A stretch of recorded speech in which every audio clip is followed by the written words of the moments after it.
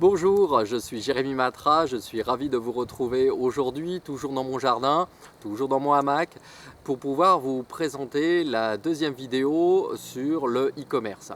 Donc cette semaine, je vais vraiment vous parler de e-commerce un peu plus en profondeur et détailler un peu plus chaque jour à travers une nouvelle vidéo comment aller vers le e-commerce et comment augmenter votre liberté financière et vos sources de revenus grâce à une boutique en ligne.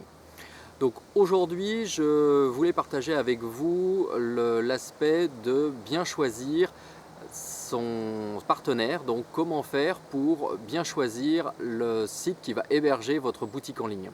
Donc il en existe une multitude et je voulais vous aider donc à bien déterminer le partenaire qui va héberger votre site. Donc pour cela, c'est vraiment pour moi primordial cette sélection parce que ça va vraiment déterminer la suite. Bien entendu, tout le monde a le droit à l'erreur. Cependant, une fois que vous avez démarré votre production, c'est-à-dire que vous commencez à avoir des premiers clients, vous vendez vos produits, eh bien, il va être relativement difficile de revenir en arrière et de changer de site et d'hébergeur. Il va falloir tout recommencer, tout reprogrammer et peut-être changer de nom de domaine, ou tout du moins, les gens vont être perdus dans votre nouvelle boutique, qui aura peut-être un nouvel aspect. Et donc ça, c'est très mauvais pour le business. Et donc c'est pour ça qu'il faut bien anticiper cela, il faut bien clarifier. Je reviens toujours sur mes trois choses principales, qui est donc la clarification, la planification et le passage à l'action. Et donc, comme d'habitude, il faut bien clarifier son projet. Et pour cela, il faut bien choisir et sélectionner votre propre prestataire de boutique et donc qui va vous permettre d'héberger votre site de e-commerce. Et donc pour cela, je vais vous donner donc 5 étapes, 5 conseils qui vont vous permettre de bien déterminer votre site de e-commerce. Donc j'ai pris quelques notes et donc la première chose, c'est de bien interroger votre prestataire, lui poser un maximum de questions sur son fonctionnement, c'est-à-dire comment quels conseils il peut vous donner dans le e-commerce et comment il fonctionne, c'est-à-dire comment fonctionne sa plateforme, comment vous allez pouvoir, comment fonctionne son SAV par exemple, ou dès qu'il y a un problème technique, qui contacter, est-ce que c'est en français, est-ce que c'est en anglais, où se situe cette plateforme et donc comment vous allez pouvoir interagir avec votre prestataire, parce que ça va être votre principal interlocuteur en cas de difficulté. Et donc pour cela, c'est vraiment primordial de bien le déterminer. Donc, quels sont ses points forts, quels sont ses points faibles, quelle sont sa méthode de travail, la technologie qu'il utilise, tout cela ce sont vraiment des réponses à trouver. Donc soit vous les avez dans les questions-réponses directement sur le site du prestataire, ou soit vous pouvez les contacter pour avoir directement les réponses que vous vous posez dans ce domaine. Le deuxième point qui est très important, c'est de contacter d'anciens clients pour pouvoir vous faire une idée de savoir exactement comment fonctionne ce prestataire.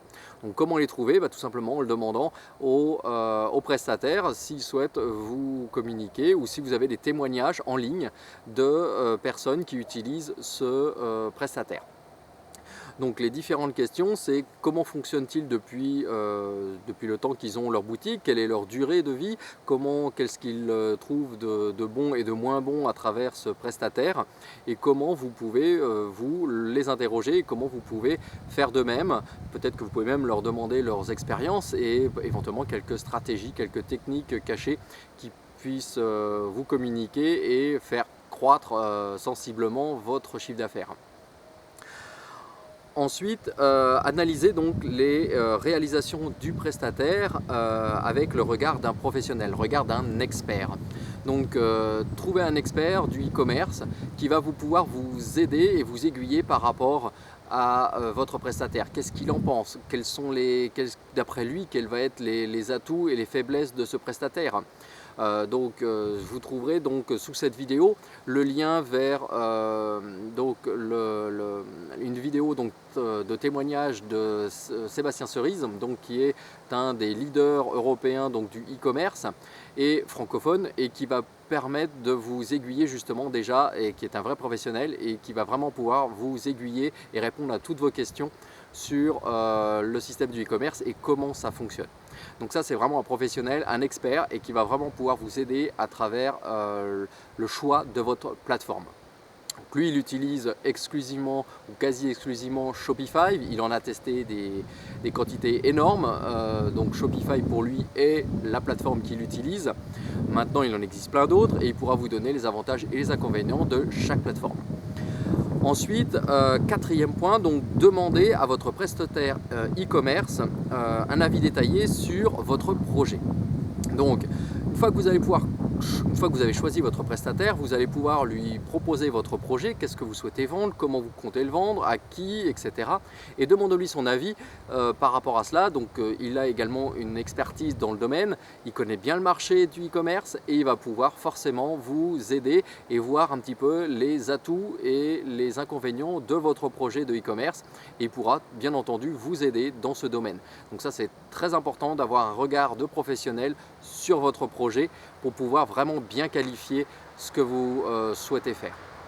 Et dernier point, demandez à votre prestataire une maquette. Alors qu'est-ce que c'est qu'une maquette? C'est tout simplement une organisation, une façon de voir donc votre projet, d'organiser vraiment le projet, c'est-à-dire les produits, etc. Dans quel ordre, quel type de collection faire, quel type de réduction faire, vraiment le projet, ce que j'appelle donc la maquette du site ou de la boutique, et vraiment de déterminer quels vont être les points d'entrée, comment va être fonctionné du point d'entrée jusqu'au paiement, jusqu'à la fin de la transaction, jusqu'à la livraison, tout le détail, etc. Donc tout ça, c'est une maquette que j'appelle, et donc du projet et donc de votre boutique. Et donc ça, c'est très important de demander à votre prestataire qu'il vous fournisse ce genre de maquette, ou du moins si vous l'avez préparé, qu'il vous donne son regard sur cette maquette et quels vont être les détails, éventuellement les petites astuces à modifier et à améliorer.